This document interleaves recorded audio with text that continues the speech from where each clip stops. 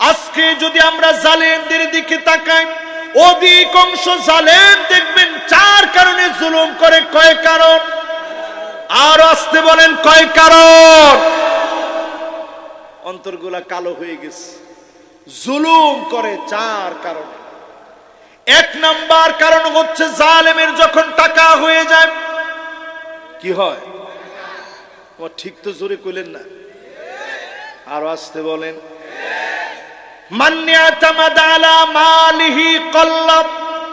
জালেম যখন টাকা পেয়ে যায়, জালেম তখন জুলুম করা শুরু করে। জালেমের মনে তখন থাকে না কারণকে যিনি ধ্বংস করে দিয়েছেন তিনি কে।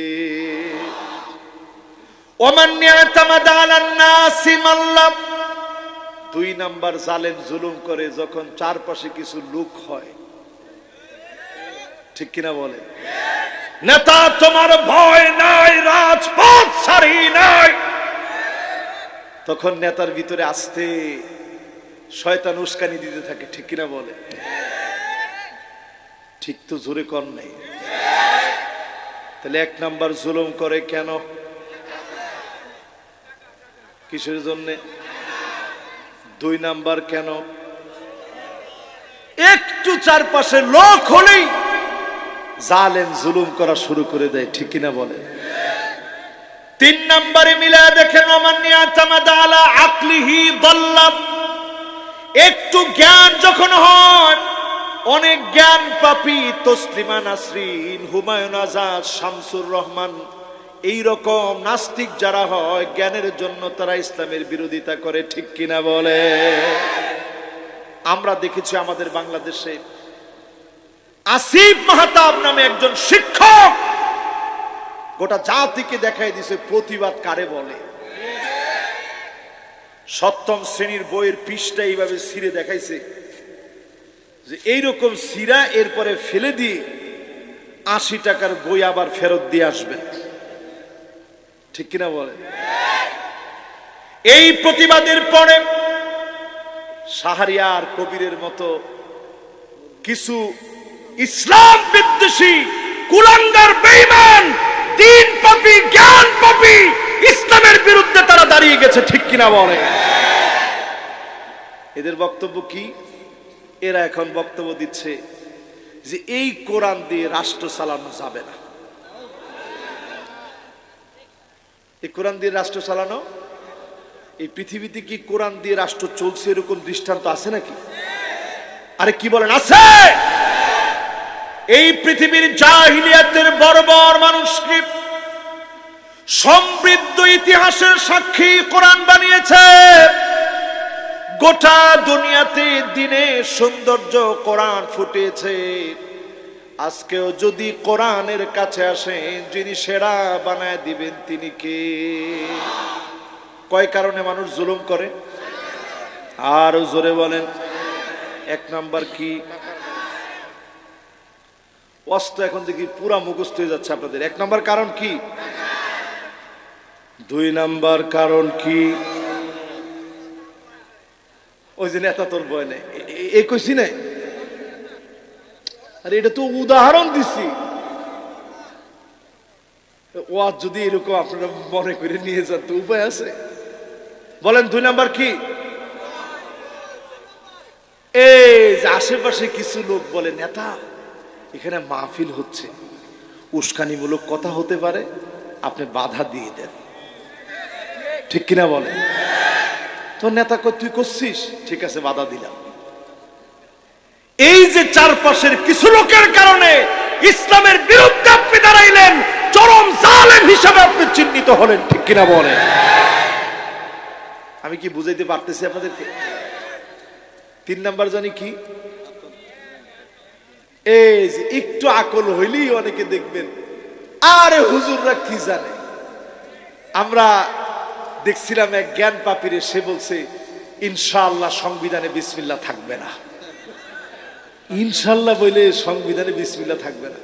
আমি আল্লাহর কাছে বলতেছিলাম, আল্লাহ ওর জুতার পিটা না জানি কেমন হয়।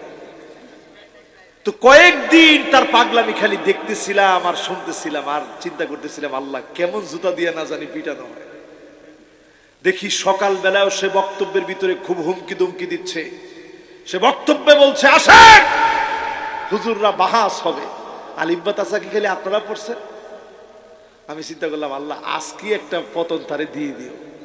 সারাদিন শুনলাম বাহাস বাহাস, রাত্রে বেলায় শুনি পাগলার কল রেকর্ড ফাঁস। ঠিক কিনা বলেন? সংসদে দাঁড়ায় একজন, উনি সিয়াসিত্তা সব পড়ে ফেলছে। নামটাম নিয়ে উনি সংসদের সব সিয়াসিত্তা পড়ে ফেলছে বলে ওইখানে ঘোষণা পর্যন্ত দিচ্ছে। এত বড় হাদিস যে মহিলা পড়ছে, হাদিস বিশারদ, হাদিস বেত্তা, সে নিজে তার জবানে বলছিল যে ফেল করবে তারে দাওয়াত করে খাওয়াবে। ঠিক কিনা বলেন? এই জন্য জ্ঞান আল্লাহ যতটুকু দিয়েছে, অনেক জ্ঞানের মালিক আমি হই নাই, ইল্লা কালিল, খুব সামান্য জ্ঞান আল্লাহ দিয়েছেন। এই জ্ঞান দিয়ে সারেন্ডার হয়ে যাবেন, বলবেন আসলামতু লিরাব্বিল আলামিন। মালিক আপনার জন্য সারেন্ডার হয়ে গেলাম, আমি নিজেকে নত করে দিলাম। যখনই আপনি নিজেকে সারেন্ডার করবেন, নত হয়ে যাবেন, আপনার কাছে হেদায়েত চলে আসবে। যিনি আপনাকে কবুল করবেন, দাগগুলা অন্তর থেকে উঠায় দিবেন, তিনি কে? তিনটা গেছে, এবার 4 নাম্বার। কয় নাম্বার? মনোযোগ আছে সবার? 4 নম্বরে ওমান ইয়াতামাদা আলা সুলতানিহি যাল্লাম। কেউ যদি মনে করে ক্ষমতার চেয়ার একবার পেয়েছি, বক্তব্য দিতে একবার বসছি, কেউ আমাকে বক্তব্যের চেয়ার থেকে উঠাতে পারবে না, জনগণ টেনে হিসেবে তাকে উঠাবে। ঠিক কিনা বলে? আমি কিন্তু অন্য কারো কথা বলি না, আমার নিজের কথা বলতেছি। এখন ফজর পর্যন্ত যদি আমি বসে ওয়াজ করতে থাকি, যুবকরা টাইনি নামাবে যে হুজুর মাথায় কি ডিস্টার্ব হয়েছে নাকি, শুরু করছেন কি আপনি? তো সেই কথা আমি বলছি আপনাদেরকে, ক্ষমতার চেয়ার কোনোদিন স্থায়ী না, বক্তব্যের চেয়ারও স্থায়ী না। যখনই আপনি মনে করবেন এই চেয়ারে বসছেন, জীবনে কোনোদিন নামাবে না, টেনে হিসড়ে ইজ্জত নষ্ট করে নাস্তানাবুদ করে ডাস্টবিনে নিক্ষেপ করা হবে। ঠিক কিনা বলে? এই যে 4টা কথা বললাম, 4টার সঙ্গে সমাজের মিল আছে না নাই? 1 নাম্বার, 2 নাম্বার, 3 নাম্বার, 4 নাম্বার। এই যে ক্ষমতার চেয়ার, এই কোনোটাই থাকবে না। আমাদের জায়গাটা কোন জায়গায় এবার একটু মিলাই দেন। ওমান ইয়াতামাদা আলাল্লাহি ফালা কাল্লা ওয়ালা মাল্লা ওয়ালা দাল্লা ওয়ালা যাল্লা। যদি আপনি আল্লাহর উপরে নির্ভর করেন, টাকা লাগবে না, চারপাশের লোক লাগবে না, তেমন জ্ঞানী হওয়া লাগবে না, ক্ষমতার চেয়ার লাগবে না। পাগড়িওয়ালা আফগানের মুজাহিদদেরকে যেইভাবে আল্লাহ ইমারত ইসলামী দিয়েছে, দিক দিগন্তে কালেমার বিজয় দিয়ে দিবে। ঠিক কিনা বলে? বিশ্বাস হয়? পাগড়িওয়ালা বুঝেন? 5 বছর আগে যদি আমি এই ওয়াজ করতাম, ওইখানে আমার ভাইরা দাঁড়ায় থাকতো, মাহফিলটা শেষ করে যাওয়ার সময় বলতো হুজুর উঠেন। কি কই যাব? বলতো হুজুর একটু চলেন, আফগানিস্তানের কথা বলছেন, সাহস তো কম না আপনার। কিন্তু এখন গলা ফাটি আফগানের কথা বলা যায়। ঠিক কিনা? গোটা দুনিয়াকে পাগড়িওয়ালারা দেখায় দিয়েছে অর্থনৈতিক সমৃদ্ধি কাকে বলে, মুদ্রার মানকে তারা উন্নীত করেছে। Pepsi, 7 Pepsi, 7 up, Sprite, Fanta সব যখন দুনিয়াকে গ্রাস করে ফেলেছে, আমার পাগড়িওয়ালারা পামির কোলা গোটা দুনিয়ায় সাপ্লাই করে দিচ্ছে। আল্লাহু আকবার কর। পার্লার গুলা দেশে তালা লাগায় দিয়েছে, আইলেনা, আইশ্যাডোর, আইল্যাশ, বুরু প্লাক করবার সুযোগ নেই। ঠিক নেই? দোকানপাটে ব্যবসা বাণিজ্য করতেছে, মহিলাদের পুতুল একটা দিয়া ওইটারে এমন ভাবে সাজায় রাখে, ওইটা দেখলেও তো একটা যৌন সুশ্রী তৈরি হয়। আফগানের সরকার ওইটাকে পর্যন্ত ব্যান্ড করে দিয়েছে, ওইটা এখন আর থাকবে না, ব্যান্ড করে দিছে। এগুলো সব বন্ধ, এগুলো আমার দেশে চলবে না। জোরে কোন আল্লাহু আকবার। এই মাহফিলের বিষয়ে আজকে বলি আমার ভাইয়েরা শুনেন, কোরআনের রাত যদি জমিনে কায়েম হয়ে যায়, আজ আফগানিস্তানের মুসলমানরা দেখিয়েছে একদিন দুই দিন না, যুগের পর যুগ তারা মার খেয়েছে। আমেরিকা তাদেরকে মেরেছে, মালিক দেখা দিয়েছে যেই জমিনে রক্ত ঝরে, ওই জমিনে যিনি ইমারত ইসলামকে প্রতিষ্ঠা করে দেন তিনি কে? আমার দেশে অনেক রক্তের সাক্ষী আছে, আমার দেশ অনেক রক্তের বিনিময়ে অর্জিত, দ্বীনের জন্য অনেক রক্ত আমার বাংলাদেশে ঝরেছে। শুধু যদি আমরা ইসলাম বুঝি, ঐক্যবদ্ধ হয়ে যায়, এমন সময় আসবে কালেমার পতাকা দিক দিগন্তে উড়বে, কেউ আটকা দিতে পারবে না, পারবে না এবং পারবে না। ঠিক কিনা বলেন? সবাই রাজি আছেন ইনশাআল্লাহ? তাহলে বলেন তো দেখি, কয় কারণে মানুষ জুলুম করে? 1 নাম্বার, 2 নাম্বার, 3 নাম্বার, 4 নাম্বার। আমাদের জায়গাটা জানি কোনটা? জিজ্ঞেস আমাদের জায়গা কোনটা? সবগুলো। আমাদের জায়গা হচ্ছে আমরা একজনের উপরে নির্ভর করি, তিনি কে? কথা কি বুঝতে পারতেছেন সবাই? এবার আসেন আমার ভাইয়ারা, আল্লাহ রাব্বুল আলামিন বলছেন, ইয়াহদিল্লাহু লিনূরিহি মান ইয়াশা।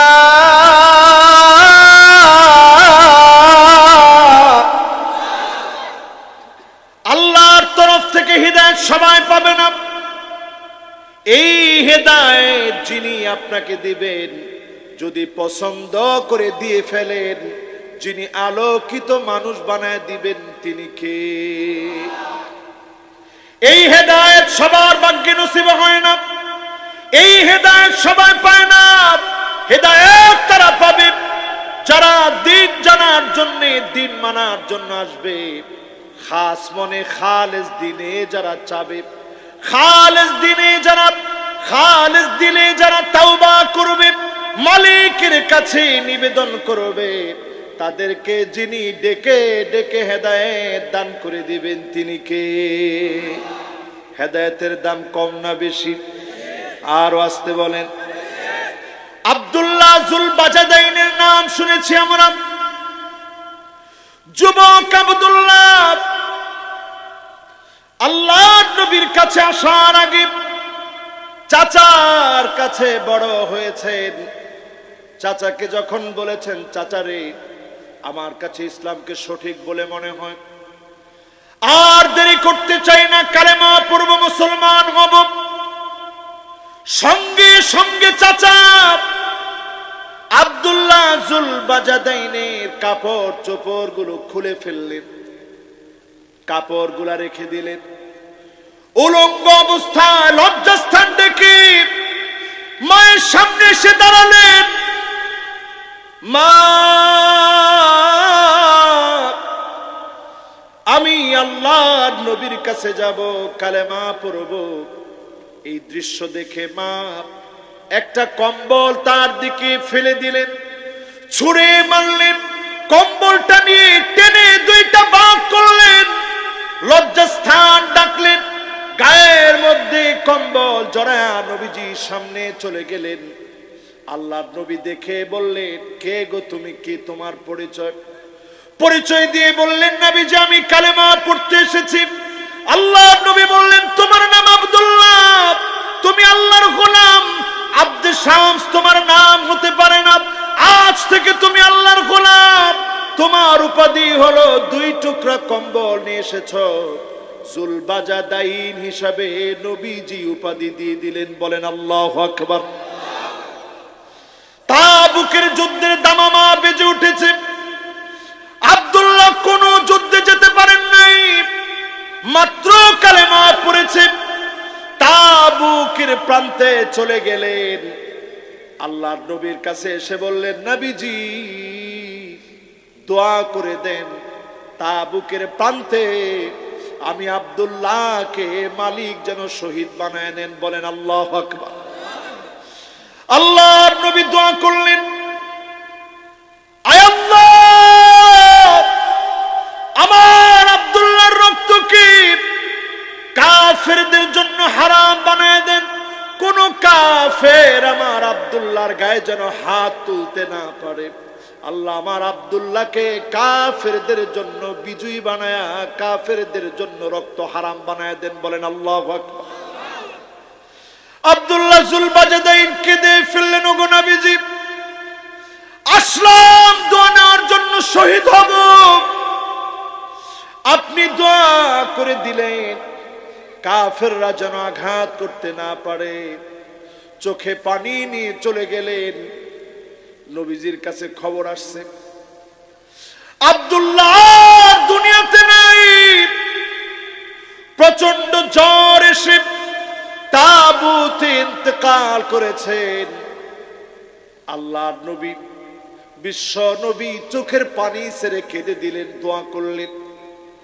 আল্লাহর নবী নিজে কবরস্থ করলেন, কবরে নামায় দিলেন। আল্লাহর কাছে বললেন, আল্লাহ আমি আমার আব্দুল্লাহর উপরে খুশি হয়ে গিয়েছি, মালিক তুমি খুশি হয়ে যাও। হযরতে আবু বকরের মতো সাহাবী, হযরতে ওমরের মতো সাহাবী বলতেছে, আহারে এই কবরে যদি আমাদের জায়গা হতো, আল্লাহর নবী যদি নিজ হাতে কবরস্থ করে বলতেন, আল্লাহ আমি খুশি হয়ে গেছি, তুমিও খুশি হয়ে যাও। প্রয়োজনে যিনি খুশি হয়ে যেতেন, ফলশ্রুতিতে যিনি খুশি হয়ে যেতেন তিনি কে? আমার ভাইয়েরা, আমার বন্ধুরা, হেদায়েত মালিকের হাতে। এই হেদায়েত যিনি চান, তৎক্ষণাৎ যিনি গোলামদেরকে হেদায়েত দান করেন তিনি কে? হেদায়েত পাওয়ার জন্য কিছু শর্ত আছে, শুনতে রাজি আছেন? সবাই বলেন রাজি আছেন?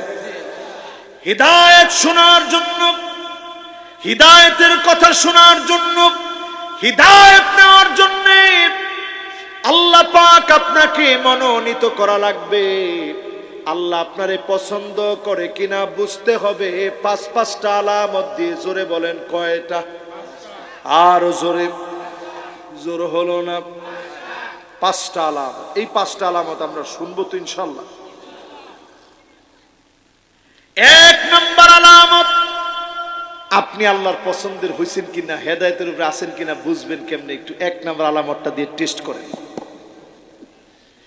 এক নম্বর আলামত হলো, মানুষ যখন আপনাকে ভালোবাসবে, হুব্বুন নাস, মানুষ যখন আপনাকে ভালোবাসবে, আপনি বুঝে নিবেন যিনি আপনাকে ভালোবেসে ফেলেছেন তিনি কে। এখন আমাদের মধ্যে মানুষ ভালোবাসে এরকম লোকের সংখ্যা কম না বেশি? নেতা ডান দিক দিয়ে যায়, কর্মী বাম দিক দিয়ে হাঁটে আর কয়, আল্লাহ তার সামনে তুমি আমারে ফেলো না। এরপরেও নেতা চোখে দেখে ফেলছে, দেখা মাত্র বলতেছে, কিরে সালাম কালাম কিছুই তো দিলি না। কই নেতা আসলে দেখি নাই তো, এই জন্য দিতে পারিনি। ঠিক আছে এখন 5 বার দিই। একটুখানি নেতা সরার সাথে সাথে বলে, আল্লাহ এত মানুষের কপালে ঠাডা পড়ে, আল্লাহ তার কপাল কি তুমি দেখো না? এরকম লোক আছে না নাই? উকরিমার রাজুল মাখাফাতা শাররিহি, কথাগুলো মনে হয় আপনাদের কাছে কষ্ট লাগতেছে।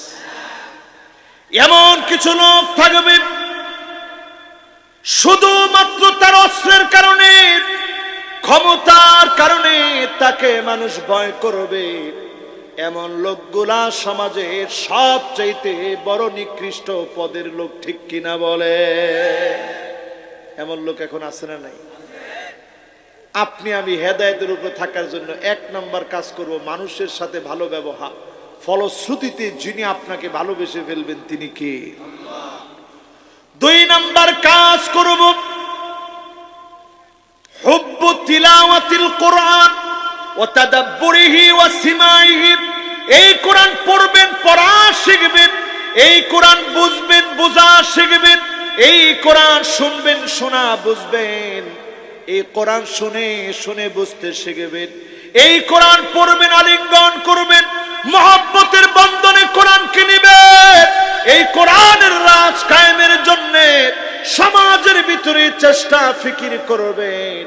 যিনি আপনাকে ভালোবেসে হেদায়েতের পথে রাখবেন তিনি কে? কথা কি বুঝে আসতেছে সবার? আমার তো মনে হয় না বুঝে আসতেছে। এক নাম্বার আলামতটা বলেন। আর আমাদের দেশের কিছু লোক বলে যে আমি একেবারে স্ট্রেট ফরওয়ার্ড ডাইরেক্ট কথা বলি। তুমি তো জানো না এই ডাইরেক্ট কথা বলা ইসলামে হারাম। ইসলামে কি? জোরে বলেন কি? স্ট্রেট ফরওয়ার্ড হতে ইসলাম কখনো আপনাকে বলেনি। ইসলাম বলেছে কুলিল হক, সত্য কথা বলো। কুলিল হক ওয়ালাউ কানা মুররান, কুলিল হক ওয়া ইন কানা মুররান, সত্য বলো যদিও তিতা লাগে। সামনাসামনি কাউকে লজ্জা দেওয়া যাবে না, ইঙ্গিতে বলা লাগবে। আপনি যদি সামনাসামনি বলেন আপনি নিজ ইসলাম থেকে অনধিকার চর্চা করলেন, ঠিক কিনা বলে? এই জন্য যতজন আমার সামনে বসছেন, এক নাম্বার কাজ মানুষের সঙ্গে সুন্দর ব্যবহার করবেন। যিনি আপনারে ভালোবাসবেন তিনি কে? দুই নাম্বার কাজ এই কোরআন পড়বেন, বুঝবেন, আমল করবেন। রাজি আছেন ইনশাআল্লাহ? তিন নাম্বার কাজ ইত্তিবাউস সুন্নাহ, নবীর সুন্নতের উপরে থাকবেন। হিদায়াতের উপরে আছেন এটা বোঝার জন্য নবীর সুন্নত লাগবে। আপনার মুখের ভিতরে কোনো দাড়ি নাই, আপনার টাকনুর নিচে প্যান্ট, হাতের ভিতরে ব্যাসলাইট পরেছেন, কানের ভিতরে দুল দিয়েছেন, মসজিদ কমিটির সভাপতি, টাকার জোরে আপনি হতে পারেন, মোটেও আপনি হিদায়াতের উপরে প্রতিষ্ঠিত হতে পারেন নাই, ঠিক কিনা বলে? আরেকটু বুঝাই দিই, কষ্ট পাবেন না তো? আমাদের দেশে দেখবেন কিছু হলেই অনেকে বলে আমি হুজুর কম করি না ইসলামের জন্য, 70-80 রাকাত পর্যন্ত নামাজ পড়ি। তোরে কে কইছে 70-80 রাকাত নামাজ পড়তে? কিরে না না, উনি 70-80, আপনি 5 ওয়াক্তের কথা কন। 5 ওয়াক্ত তো পরে, ওটা 70-80 রাকাত তো অতিরিক্ত। আপনি আছেন কনে? তাহাজ্জুদ পরে 70-80 রাকাত। আপনি যেন তেন লোক মনে করছেন না? হেদায়েত, ওনার চাইতে বড় হেদায়েতের উপরে কে আছে? রাসূল আপনাকে 70-80 রাকাত পড়তে বলে নাই। ইত্তিবাউস সুন্নাহ, নবীর সুন্নত মানে আলেম ওলামা চারপাশে বসা আছেন, 70-80 রাকাত নবী পড়তে বলে নাই। মাসনা মাসনা মাসনা মাসনা, মাসনা মানে 2, মাসনা মানে 2, 2 আর 2 মিলে 4 হয়। মাসনা মানে 2 মানে 6 হলো, মাসনা মানে 2, 6 আর 2 8 হলো। 70-80 রাকাত আপনি কনে পেলেন? তার মানে বোঝা যায় নবীর সুন্নাত মানলে হেদায়েতের উপরে থাকা যায়। নচেত আপনি দেখবেন 70-80 রাকাত নামাজ যেই লোকটা পড়ে, ওই লোকটাই আবার মেয়েদেরকে নিয়ে নাচা গান করে শরীরের মধ্যে রং লাগাইতেও দেরি করে না, ঠিক কিনা বলে? আরেকটু বলবো, ইত্তেবাউস সুন্নাহ বোঝার চেষ্টা করেন। আমাদের দেশে দেখবেন হিজবুত তাওহীদ আসছে। সিরাজগঞ্জে কেউ আছে? আবার কয় আছে? আসলে সিরাজগঞ্জে আছে হিজবুত তাওহীদ। কি সুন্দর নাম! হিজবুত মানে দল, তাওহীদ মানে তাওহীদের বিশ্বাসের দল। নামের ক্ষেত্রে একেবারে লেবেল লাগাই দিছে, হেদায়েতের পুরো সিলসাপ্পর তাদের মধ্যে আছে। এরকম হেদায়েতের সিলসাপ্পর মেরে হিজবুত তাওহীদ নাম দিয়ে যেই লোকটা তাদের ইমাম, তাদের ইমাম না, তাদের কি কথা কেন, তাদের কি, তাদের ইমাম। তো তাদের ইমাম যিনি, ওই ইমামের দিকে তাকায় দেখবেন ইমাম ঠিক করে সূরা ফাতিহা পড়তে পারে না। আমি কি কথা ভুল বললাম? এরপরে দেখবেন তার ফ্রান্স কাট দাড়ি। এরপরে দেখবেন হুজুরদেরকে মারার জন্য এরকম সব সময় এরকম একটু গোছায় নেয়। এরপরে দেখবেন এইভাবে আঙ্গুল তুলে তুলে হুজুরদেরকে বলে আসেন। আমি চিন্তা করি ইমাম তুমি যে বক্তব্যগুলো দাও এটা তাকায় দেখো তোমার বক্তব্যগুলো রাসূলের সুন্নাহ অনুযায়ী সামান্য তিল পরিমাণ তোমার বক্তব্য সুন্নাহ অনুযায়ী মিলে না, ঠিক কিনা বলেন? জাতির নেতৃত্ব দিবে আলেমেরা, জাতির নেতৃত্বে নবীজি বলেছেন সাওয়াদুল আযম, সবচেয়ে বড় ফিতনার সময়ে আলেমদের সঙ্গে থাকবেন, ফিতনা থেকে যিনি হেফাজত করবেন তিনি কে? এই পৃথিবীতে কি কি ফিতনা আসবে সেটাও নবী বলে গেছে, আপনারা শুনবেন। আমি আপনাদের মধ্যে খুব আগ্রহ লক্ষ্য করতেছি, তবে কতক্ষণ যে আগ্রহটা থাকবে এটা জানি না এখনো। থাকবে বলেন তো দেখি, হেদায়েতের উপরে আছেন বুঝবেন কয়টা আমার আলামত দিয়ে? আমি কইছি 5টা, উনি করছে 7টা। সবাই কোন কয়টা? 1 নম্বরে বলেছিলাম মানুষের সঙ্গে ভালো ব্যবহার। যতজন লোক ইসলাম মানে আমার দেশের তাবলীগের লোকেরা মানুষের সঙ্গে সব সময় খারাপ ব্যবহার করে না, ভালো ব্যবহার করে। দেখবেন পিঠের মধ্যে হাতায় বলে ভাই আসেন একটু বসি ভাই, বহুত ফায়দা হবে। এরপর দেখবেন পিঠের মধ্যে হাতায় বলে ভাই আসেন ভাই কালেমার কথা শুনি, নামাজের কথা শুনি, জিকির ও তালিমের কথা শুনি, আসেন ভাই ইকরামুল মুসলিমিনের কথা শুনি, ভাই নিয়তটা একটু সহি করি, ভাই দাওয়াতে তাবলীগের মেহনত করি। এই যে তারা তাশকিলগুলো করে, একজন একজনকে বুঝায়, এই কথাগুলো দেখবেন খুব মহব্বত দিয়ে বুঝায়, ঠিক কিনা বলেন? এই বাংলাদেশে আপনি তাকায় দেখবেন যতগুলো ইসলামী দল আছে, কোন মানুষ মারলেও তারা কিন্তু মারার জন্য যায় না, ঠিক কিনা বলেন? তাদের আচরণ এমন, যারা মেরেছে তাদের জন্য এরকম পানি দিয়েছে যে ভাই আপনি খান, প্রয়োজনে খেয়ে আরেকটু মারেন। ঠিক তো কয় না? আরো জোরে বলেন। ইসলাম আমাদেরকে শিখায় প্রতিবাদ করা লাগবে। যদি ইসলামপন্থীরা প্রতিবাদ করে, ওই প্রতিবাদ দুর্বার গতি নেই। আজও প্রমাণিত সত্য, যেখানে ইসলামপন্থীরা ঐক্যবদ্ধ হয়েছে, বাতিল পিছু টানা দিয়ে পালাবার সুযোগ পায় নাই, ঠিক কিনা বলে? এই জন্য ইসলামপন্থীদের প্রধান কাজ হচ্ছে মানুষের সঙ্গে সুন্দর ব্যবহার করা। আর যারা ইসলাম মানে না, এসেই দেখবেন বলবে এই তোর যাতে এলাকা না দেখি, কিরে এলাকাটা কি তোর? এই জমিনটা কার?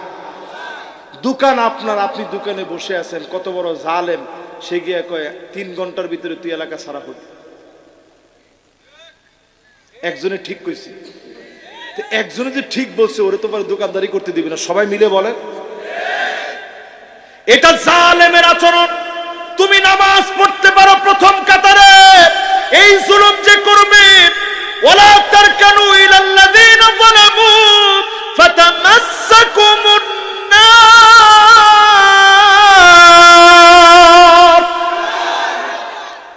তুমি মনে করছো খালি নামাজ পড়লে পার পেয়ে যাবা?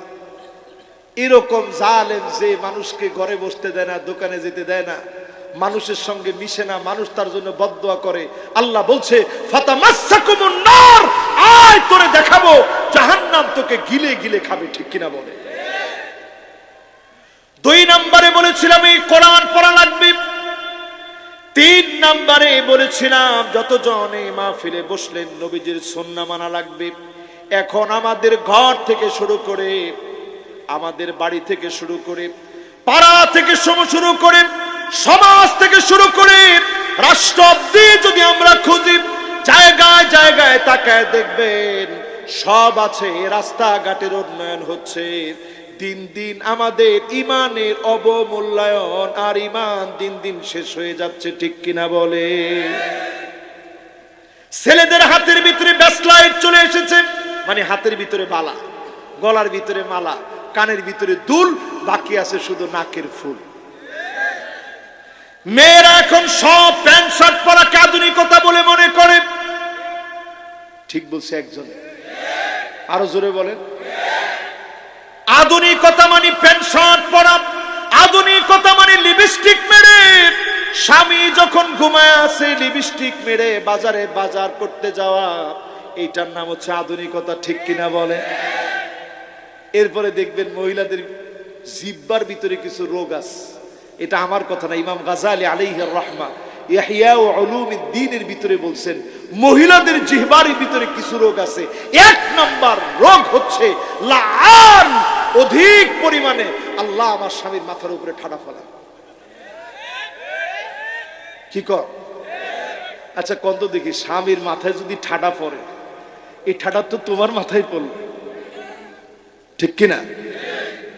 এরপরে দেখবেন এই জিহ্বা দিয়ে ইয়াতাকাররার বিমা ইয়াকরাহ, যে জিনিসের স্বামী অপছন্দ করবে বারবার জিহ্বা দিয়ে সেই কথাগুলা, তিতা কথা বারবার বলবে, ঠিক কিনা বলে? কি ঠিক? মহিলারা এরকম বলে? আজকে টাকা দিছে 25,500 না, 25,500 টাকা দেওয়ার পরে আপনারা এত জোরে ঠিক বলবেন? আচ্ছা বলেন তো দেখি, আসলে কি যে কথা আপনার রাগ উঠে উঠে কি মেয়েরা সারাদিন বলে? স্ত্রীরা বারে বলে এটা? এরপরে দেখবেন এই জিহ্বা দিয়ে আপনাকে বারবার বলবে, গালিগালাজ করবে, সাদ্দাকাত, বারবার আপনাকে গালিগালাজ করবে। স্বামী এতে করে এত পরিমাণ কষ্ট পাবে, স্বামী এতে করে অনেক স্বামী হার্ট অ্যাটাক করে ফেলে, ঠিক কিনা বলে? এরপরে দেখবেন বাররাকা, শুধুমাত্র গালিগালাজ করেই থামে না, একদিকে গালি চলে, অন্যদিকে লাঠি নিয়ে পর্যন্ত স্বামীকে দৌড়ায়, ঠিক কিনা বলে? এগুলো এখন সমাজের ভিতরে আছে না নাই? সুন্নাত না থাকার কারণে এই সমাজ থেকে হেদায়েত উঠে যাচ্ছে। আজকে আমাদের সমাজের দিকে তাকায় দেখেন, সিরাজগঞ্জের এই উল্লাপাড়ার রাস্তা দিয়ে, এটা কি জানি রাস্তার নাম,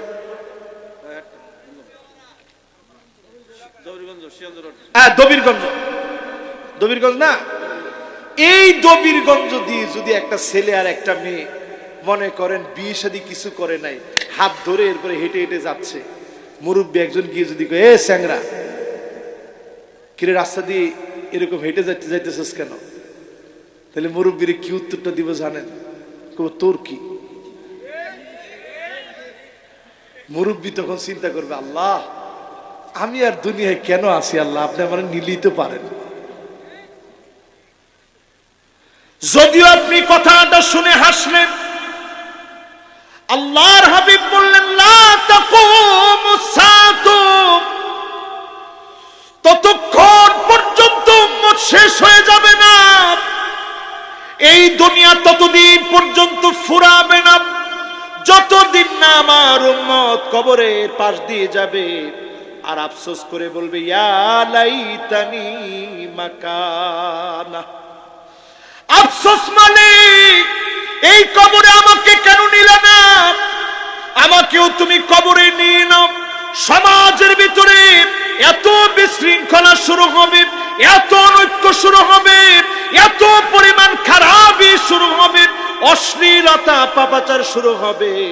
নেককাররা বলবে, আল্লাহ এই কবর যেন আমার ঠিকানা হয়, তার মতো যদি কবরে চলে যেতাম গুনাহ থেকে বেঁচে যেতাম, ঠিক কিনা বলে? এরকম এখন আছে না নাই? অথচ আজকে থেকে 30 বছর আগে একটু হিসাব মিলায় দেখেন, এই সিরাজগঞ্জে ধরেন এখান থেকে আপনার নানির বাড়িতে যাবে আপনার আম্মা, রিকশাটার মধ্যে শাড়ি কাপড় দিয়ে পেছানো হতো, ঠিক? খালি হুজুরে কইছে, আপনারা কইেন না। কে কে দেখছেন এটা হাত তুলে দেখি। বলছে গরুর গাড়ি দিয়ে গেছি, তাও দেখছি গাড়ির মধ্যে কি করছে। এটা শুধু হুজুরদের বউদের ক্ষেত্রে, সবার ভিতরে পর্দা এমন ছিল, পুরা গরুর গাড়িটা পেঁচানো হতো, পালকিতে করে স্ত্রী আনা হতো, সেই পালকি পর্যন্ত পেঁচায় রাখা হতো। আজকে এত আধুনিক সমাজ পেয়েছি, প্রত্যেকের স্ত্রী প্রত্যেকে দেখে পরক্রিয়া জায়গায় জায়গায় বেড়ে যাচ্ছে, ঠিক কিনা বলে? আমাদের পরিবেশের অবস্থা দেখে আজকে আমি একটা রিপোর্ট দেখছি, কান খারাপ করে শুনেন, আজকে আমি আসার পথে একটা রিপোর্ট দেখছি, পাখিদের মধ্যে পর্যন্ত ডিভোর্স বেড়ে গেছে। বুঝেন নাই? মানুষ খারাপ হয়ে গেছে, তো দুনিয়ার অবস্থা কি হবে চিন্তা করেন। আমি চিন্তা করলাম কি পাখির মধ্যে ডিভোর্স হয় নাকি, কেমন কথা। পুরা খবরটা দেখ, এই খবরটা কেউ দেখছো? এই তো মাশাআল্লাহ, এটার হাতটা উঠাও তো টান টান করে, এই দেখেন। এরা কি আমার নিজের লোক নাকি? আপনার কাছে মনে হয় এরা আমার নিজের লোক? মাশাআল্লাহ, এলাকার ছেলে পেলে। দেখছেন না এই খবর? আমি আজকে পুরাটা দেখলাম, খুব খেয়াল করে, কিরে পাখির মধ্যে ডিভোর্স কেন? পরিবেশবিদরা 200-র উপরে পাখি জগলের উপরে গবেষণা চালাইছে যে কিরে পাখি করে কি। দেখে যে মানুষের যে পারিপার্শ্বিক অবস্থা, এই পারিপার্শ্বিক অবস্থার কারণে পাখিদের মধ্যে যে প্রেম ভালোবাসার বন্ধন মহাব্বত ছিল, এগুলো আস্তে আস্তে ভেঙে যাচ্ছে। এখন গবেষণা করে দেখতেছে যে এটার জন্য পরিবেশ দায়ী। এবার আমার আপনার দিকে তাকায় দেখেন, সুন্নত না মানার কারণে আমার সমাজে ডিভোর্স বেড়ে গিয়েছে। নবীজি বলেছেন, ইয়াতাসাফাদু ফিত তারিক তাসাফুদাল হামিদ। এমন সময় আসবে রাস্তায় রাস্তায় পশুর মতো বেহায়াপনা শুরু হবে। নির্লজ্জ আর বেহায়া মানুষ এত হয়ে যাবে, রাস্তায় রাস্তায় যৌনাচার করবে। ইউরোপ আমেরিকাতে শুরু হয়ে গেছে, আমার দেশে ট্রান্সজেন্ডার গুলে খায় আমাদের দেশের মানুষগুলাকে তাদের দেশের মতো বেহায়া বানাতে চেয়েছিল, ঠিক কিনা বলে? অলরেডি এখন যে অবস্থা চলতেছে আরো খারাপ হয়ে যেত। মালিকের কাছে আমরা পানা চাই, সুন্নত মেনে যেন জীবন যাপন করতে পারি। আল্লাহ যেন তৌফিক দান করেন, পড়েন আমিন। সুন্নত মানলে দুনিয়াতে 4টা ফলাফল পাবেন। কয়টা? আরো আওয়াজ করে, আরো জোরে, একটা একটা করে মুখস্থ করব। সবার মনোযোগ আছে তো? আমি আর সর্বোচ্চ 20টা মিনিট আপনাদেরকে কষ্ট দিব ইনশাআল্লাহ। এই 20টা মিনিটে একটা লোকেরও উঠতে দেওয়া যাবে না। ঠিক সবাই মিলে কোন, দেখি কিরকম সাহস আপনাদের আছে। একজন মুরব্বী উঠছে, ওনারা আবার আটকেন না। না না না, বসছে তো সবাই। আপনার কি গেছে কি? ওই দেখেন এখনো যুবকরা আসতেছে। লিল্লাহে তাকবীর। আপনারা আছেন তো ইনশাআল্লাহ? এবার একটু খেয়াল করে শুনেন, সুন্নত মানলে দুনিয়াতে লাভ কয়টা? 1 নাম্বার লাভ হবে আল মুহাব্বা ফি কুলুবিল বারারা। আমি কিন্তু কোরআন হাদিস ছাড়া অন্য কোনো দিকে মুভ করিনি, শুধু অনুবাদ করছি আপনাদের সামনে। আল মুহাব্বা ফি কুলুবিল বারারা, যদি সুন্নতি জমিনে প্রতিষ্ঠা করেন, নেককারদের মনে যিনি মহব্বত তৈরি করে দিবেন তিনি কে?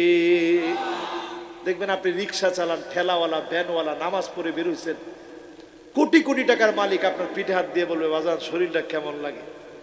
আপনি চিন্তা করবেন যে সুবহানাল্লাহ, আমার মতো কত রিক্সাওয়ালা কেউ জিজ্ঞাসা করে না। অনেক রিক্সাওয়ালা দেখবেন নামাজি, চেহারা চকচক চকচক করে, ঠিক কিনা বলে? বিশ্বাস হয় নাই মনে আপনাদের? সামান্য কৃষক মানুষ, চেহারা কি সুন্দর, নামাজ পড়ে আসছে, একবারে সাদা সিধা মানুষ। ধনী মানুষ তারে জিজ্ঞাসা করে, বাজার শরীরটা কেমন? এর মানে এই মোহাব্বত যিনি দিছেন তিনি কে? ওয়াল হাইবাতু ফি কুলুবিল ফাজারা, পাপী লোক আপনাকে দেখলে ভয় পাবে। দেখবেন পাপী অনেক টাকার মালিক, আপনি যখন বলছেন গান বাজনা চলতেছে, আপনি একটু হিম্মত নিয়ে গিয়ে দেখবেন। আমার নিজের চোখে দেখেছি একজন ইমাম, একদিন আমি নিজে নামাজ পড়ছি একজন ইমামের পিছনে দাউদকান্দিতে। নামাজ পড়ার পরক্ষণে দেখি কি নামাজের মধ্যেই গান বাজনার আওয়াজ আসতেছে। প্রচন্ড রাগ লাগছে। নামাজের পরে ইমাম সাহেবকে জিজ্ঞাসা করলাম, ইমাম সাহেব নামাজ পড়ছেন কোন ওয়াক্তের? বলছে হুজুর ঈশার নামাজ পড়লাম। তো ঈশার নামাজ পড়ছেন, এদের সাহস কত বড়! মুসলমানের দেশে প্রকাশ্যে মসজিদের সামনে গান বাজনা বাজাইলে ওরা কি মুসলমান না হিন্দু? বলছে হুজুর এরা মুসলমান। তো মুসলমান হইলে তো তাদের সাথে একটু বোঝাপড়া হওয়া দরকার, চলেন। কইছে হুজুর আমি এখানের ইমাম, কেমনে যাবো? আমি বলছি আমি শুদ্ধা যাবো, প্রয়োজনে আজকে রক্ত দিব, তারপরেও মুসলমানের জমিনে মসজিদের সাথে গান বাজনা বাজিয়েছে, স্পষ্ট এটার একটা রফা দফা এখন নিজ হাতে আমরা করবো। জোরে কোন আল্লাহু আকবার। সব মুসল্লি তো তাকবীর দিয়ে উঠছে, চলেন হুজুর। আমরা গেছি মুসল্লিদেরকে নিয়ে, সব তো সামনের মুসলমান। গেছি, পরে দেখি সান্ডা মার্কা এক নেতা, সে হুজুর কি বেটা তোমার কি এটা বলো আগে, কত বড় সাহস তোমার, মসজিদের সামনে বসে তুমি স্পষ্ট গান বাজনা কেমনে করলা, এত বড় নেতাগিরি তোমারে কে দিছে, মুসল্লিদের কাছে জবাব দিতে হবে, ঠিক কিনা বলে। এখন এতক্ষণ যেগুলা তালে তালে নাচতেছিল, जीता हूं जिसके लिए मरता हूं, एक लड़की है जिसे मुझे प्यार करता हूं। এখন তো হের পিয়ার শেষ হয়ে গেছে, হের পিয়ার এখন আল্লাহর দিকে চলে গেছে যে হাই হাই রে, নামাজ তো পড়ি নাই, আবার এখন নেতার পক্ষ থেকে আরেক মুসিবত করবো। হেও কয় নেতা জবাব দেওয়া লাগবে। আমি নিজে ছিলাম ওই জায়গায়, কেন গান বাজনা নামাজের সময় চললো? এখন আমি জিজ্ঞাসা করলাম যে গান গাইতেছে কিরে, তোর লগে তো একটাও নাই। কয় হুজুর দুইটা হাত জোর করে মাফ চাই, আল্লাহর রাস্তায় মাফ করেন। আমি সাথে সাথে চিন্তা করলাম যে পাগলা, তুই যা গাইলি এই গাওয়াটার মধ্যে যদি একটু চেঞ্জ করে দিতি, जीता हूं जिसके लिए मरता हूं, एक अल्लाह है जिसे मुझे प्यार करता हो। তুমি যদি বলতে আমার জীবন আমার মালিক দিয়েছে, আমার মালিকের জন্য আমি জীবন দিব, একমাত্র আমার মালিক আমাকে ভালোবাসে, তুমি বলতে দেরি হতো, যিনি তোমাকে ভালোবাসতে দেরি করতেন না তিনি কে?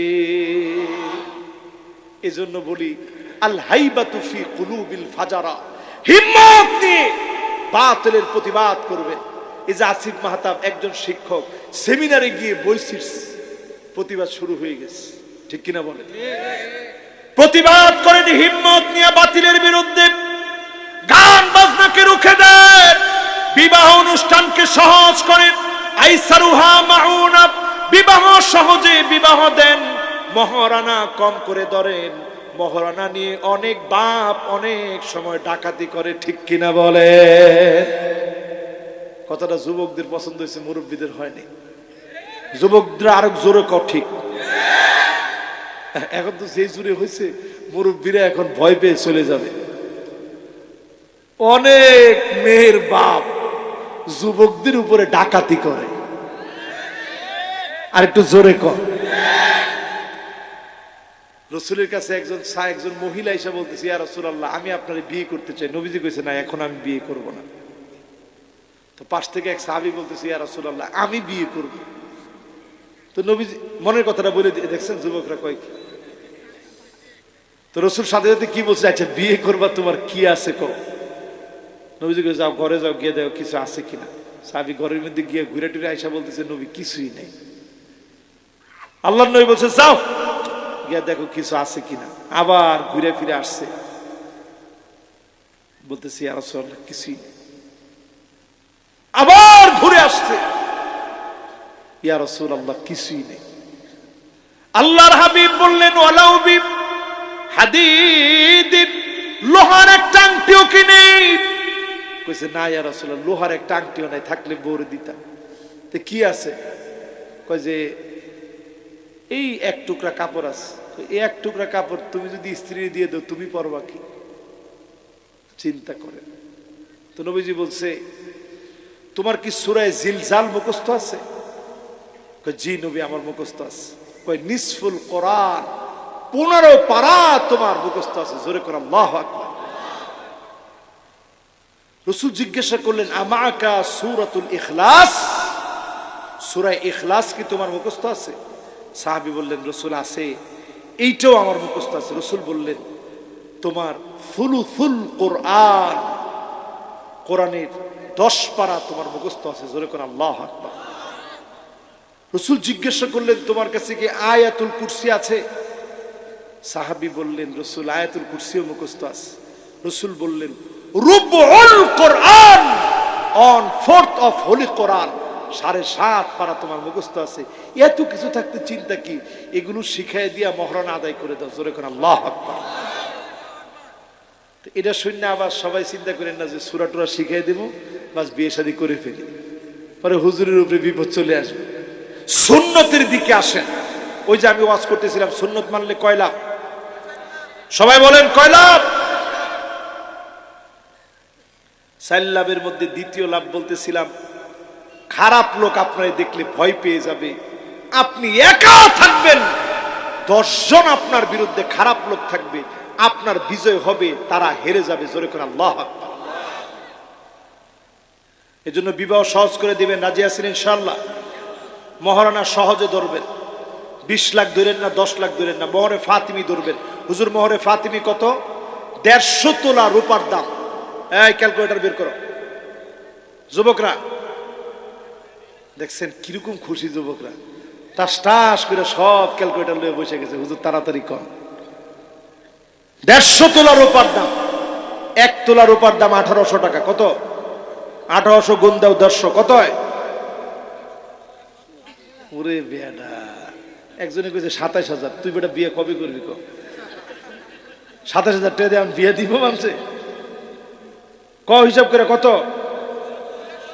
হ্যাঁ বেটা, এতক্ষণ লাগায় যদি তুমি খালি টাকার অঙ্ক বের করো, কবে বিয়ে করবো? ক এখনো তো কয় না। ক ঠিক আছে, এবার আপনারা কোন কত? এই যে মহরে ফাতিমি কত টাকা? উপরে যা হয় সাদকাতিহিন্না নিহলা, আনন্দ চিত্তে দেন, দিতে পারবেন। কিন্তু যদি আপনি ডাকাতি করে নেন যে না আমার মেয়ে যেই সুন্দরী, 10 লাখের কমে হবে না, এটার নাম ডাকাতি।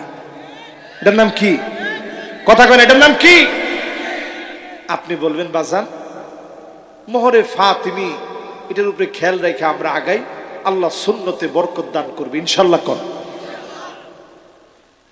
ও কেউ কিছু কইতেছেন? বেশি হয়ে গেল?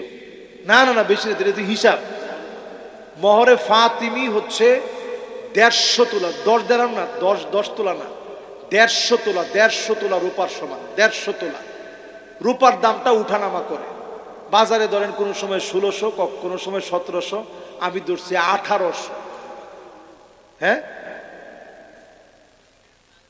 যদি এর সাথে কম দিতে চান কোনো অসুবিধা নেই। হ্যাঁ, কম দিতে চাইলে কিন্তু অসুবিধা নাই, কিন্তু সাদকাতিহিন্না নিহলা, বাড়াও যদি দিতে চান সুযোগ আছে। মোহরে ফাতিমি যদি আপনি মানতে চান, 2,70,000 দিলেন, 1.5 লাখ দিলেন, 3 লাখ দিলেন, কিন্তু রূপার দাম নির্ধারণ করে যখন আপনি দিবেন, দেওয়ার ক্ষেত্রে ডাকাতি করা যাবে না। আপনি এরকম করবেন না যে না 10 লাখ টাকাই দিতে হবে না, এটা বিয়ে হবে না। আমি এই জিনিসটা বুঝাইতে যাচ্ছি, আপনারা বুঝতেছেন তো ইনশাল্লাহ? ইনশাল্লাহ। আর এক্ষেত্রে সুন্নাহ হচ্ছে যত সহজ করবেন তত বরকত বেশি। বাপ যদি কয় ঠিক আছে 1 লাখ টাকা মহারণা, কোনো অসুবিধা নেই, 1.5 লাখ টাকা মহারণা, অসুবিধা নেই, মহরে ফাতিমি 2,70,000, অসুবিধা নেই। কিন্তু যদি আপনি ডাকাতি করেন, এইটা শরীয়তে জায়েজ, এটা করবেন না ইনশাল্লাহ। রাজি আছেন না? এরপরে 3 নম্বরে আমার ভাইয়েরা সুন্নাত মানলে আসসাতু ফির রিজক, রিজিকের ভিতরে প্রশস্ততা দিবে, রিজিক বেড়ে যাবে, রিজিকের ভিতরে প্রশস্ততা চলে আসবে। অল্প ইনকাম করবেন, অল্প ইনকামের ভিতরে যিনি বরকত ঢেলে দিবেন তিনি কে? এটা সুন্নত মানার ফলাফল। 3 নাম্বার। এবার কয় নাম্বার? 4 নম্বরে আসিকাতু ফিদ্দিন, দিনের ব্যাপারে আল্লাহ প্রবল বানায় দিবে, অটুট বানায় দিবে, এমন অটুট এমন মজবুত বানায় দিবে দিনের ব্যাপারে। বাতিল আপনাকে মারবে, কাটবে, আপনার হৃদয়ে দিনের মহব্বত দিয়ে যিনি দিনকে বিজয়ী করবেন তিনি কে? যুবকরা আপনারা কি রাগ করছেন? সবাই আছেন তো ইনশাল্লাহ? এবার বলতেছিলাম আপনি হেদায়েতের উপরে আসছেন, হেদায়েতের উপরে আসেন, বুঝবেন কিভাবে? এক নাম্বার মানুষের ভালোবাসা থাকলে আপনি আল্লাহর ভালোবাসা পাবেন, 2 নাম্বার কোরআন পড়তে হবে, 3 নাম্বারে সুন্নত মানতে হবে। এবার কয় নাম্বার? 4 নাম্বারে আমার ভাইয়েরা পরীক্ষা আসবে।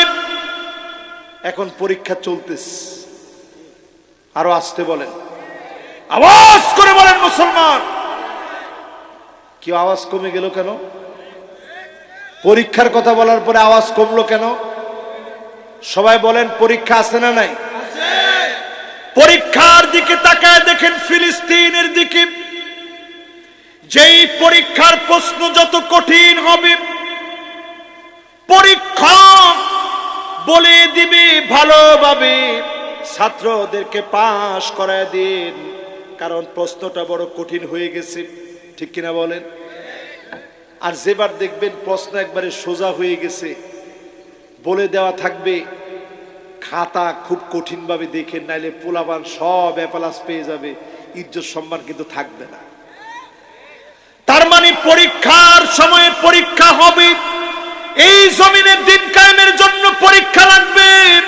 যত বেশি পরীক্ষা কঠিন হবে, ফিলিস্তিনের দিকে তাকায় দেখেন 3টা মাসের উপরে হয়ে গেছে মুসলমান মার খাচ্ছে। 27,000-এর উপরে মুসলমান শহীদ হয়ে গেছে। আমার সিরিয়ায় 12টা বছর ধরে মুসলমান মার খেয়ে যাচ্ছে। আমার ইয়ামানে পেট পিঠের সঙ্গে লেগে গেছে। আফগানিস্তানে যুগের পর যুগ মার খেয়ে গেছে। সারা দুনিয়াতে পরীক্ষার পর পরীক্ষা চলতেছে। এই পরীক্ষাগুলোর ভিতরে যত বেশি পরীক্ষা দিবেন, তত বেশি যিনি আমাদেরকে বিজয়ের জন্য কবুল করবেন তিনি কে? ঠিক কিনা বলেন? আরো জোরে। এবার আসেন 5 নম্বরে। এটা হচ্ছে আমার শেষ ডেস্টিনেশন।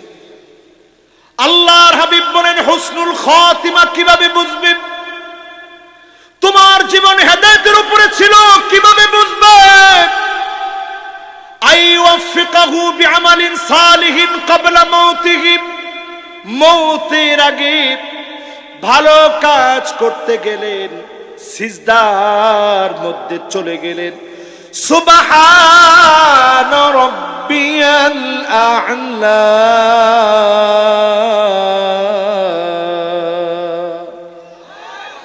বলে আপনি মালিকরে একটা ডাক দিচ্ছেন, তৎক্ষণাৎ আল্লাহ আপনাকে ডাক দিয়ে দিল। এই সিজদারত অবস্থায় মালিক আপনাকে কবুল করে নিলেন। আপনি বুঝে নিবেন যিনি আপনাকে কবুল করে মহাব্বত করে হেদায়েতের উপরে কবুল করেছেন তিনি কে? আইওয়াফিকাহু বিআমালিন সালিহিন ক্বাবলা মাউতিহি।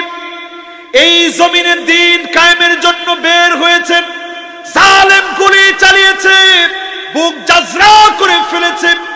আপনি জমিনে লুটিয়ে পড়লেন, শহীদ হয়ে গেলেন। বুঝবেন যিনি হেদায়েতের উপরে কবুল করে নিয়েছেন তিনি কে? আপনি কোরআন তেলাওয়াত করছেন, রোজা মুখে আছেন, ওই অবস্থায় মালিক ডাক দিল। মদিনাতুল মুনাওয়ারায় গেলেন, আল্লাহর নবীর মদিনায় আপনি ঘুরতেছেন, ওই অবস্থায় মালিক পছন্দ করে ডাক দিয়ে ফেলেছে, আয় আয় গোলাম আমার দিকে চলে আয়। আল্লাহর নবী বলেন এমন যদি কেউ চলে যায়, আনা শাহিদুন লাহু, আমি নবী সাক্ষী দিব আল্লাহ আমার এই উম্মত আমাকে বড় ভালোবাসতো, মেহেরবানি করে মাফ করে দাও। নবীর দোয়ার কারণে যিনি মাফ করে দিবেন তিনি কে? তাহলে কয়টা বললাম? সবাই বলেন। এত সুন্দর মনোযোগ আজকে, মাশাআল্লাহ। 1 নাম্বারটা বলেন তো দেখি কি? আর জোরে বলেন 1 নাম্বারটা কি? 2 নাম্বার? সুবহানাল্লাহ। 3 নাম্বার? 3 নাম্বার। এরপর 4 নাম্বার? 4 নম্বরে হচ্ছে পরীক্ষা। মাশাআল্লাহ পরীক্ষা বলছে কে দেখি?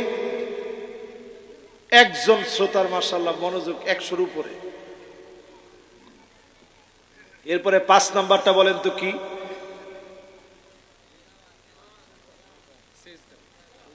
পাঁচ নাম্বার হচ্ছে যে লোকটা ভালো কাজ করতে করতে মরবে, বুঝবেন মালিক তারে হেদায়েতের উপরে কবুল করছে। জোরে কোন আল্লাহ আকবার।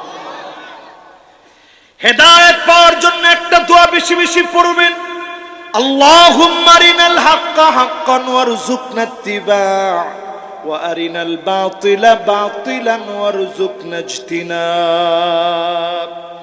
আল্লাহ তাআলা হেদায়েতের উপরে থাকলে এই পথে তুমি আমাকে রাখো। আর যদি যুবকরা বসো বসো বসো, 4 জন যুবক শেষ তো বাজান, এই তো এরা, এই তো মাশাআল্লাহ 2 জন বসছে।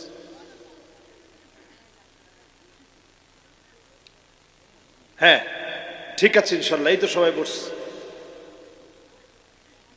যদি আমি আপনি হিদায়াতের উপরে থাকতে পারি, হিদায়াত নিয়ে যদি কবরে যেতে পারি, কবরটাকে যিনি আলোকিত বানায় দিবেন তিনি কে? কয়েকটা প্রশ্ন আছে, প্রশ্নগুলোর উত্তর ইনশাআল্লাহ আমরা দিব। এটা একেবারে মোনাজাতের আগে শেষ সময় আমরা ইনশাআল্লাহ উত্তর দিয়ে দিব। শেষ একটা অংশের তাফসীর এখনো বাকি আছে, সেটা হচ্ছে আল্লাহু বিকুল্লি শাইইন আলিম। সব বিষয় যিনি জানেন তিনি কে? আমার ভাইরা, আমার বন্ধুরা, এই মাহফিল যারা কষ্ট করে বসলেন, আজ থেকে নিয়ত করে হেদায়েতের উপরে চলবে। পৃথিবীর অবস্থা ভালো না, দুনিয়ার অবস্থা শেষের দিকে চলে যাচ্ছে। আল্লাহর নবী আঙ্গুলে গুনে 6টা বিষয় গুনে রাখতে বললেন। কয়টা বিষয়? 2 মিনিট লাগবে, একটু নিজেরাও গুনে নেন, আজকে থেকে মনোযোগ সহকারে বাড়ি যান।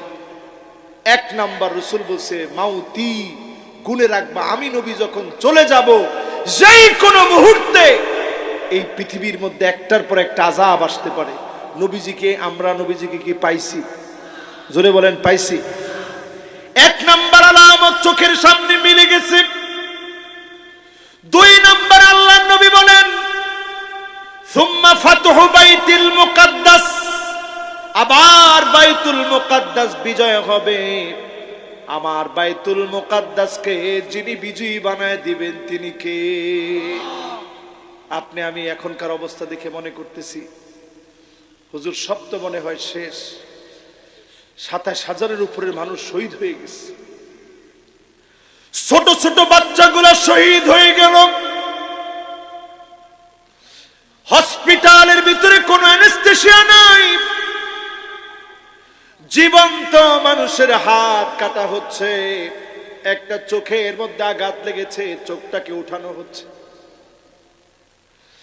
খাবার নাই, পানি নাই, রাস্তার নর্দমার পচা পানি মুসলমান খাচ্ছে। পাখির লিকুইড খাবারগুলো, পাখির শুকনা খাবারগুলো পানি দিয়ে জাল দিয়ে মুসলমানের প্লেটে দিচ্ছে, মুসলমান খাচ্ছে।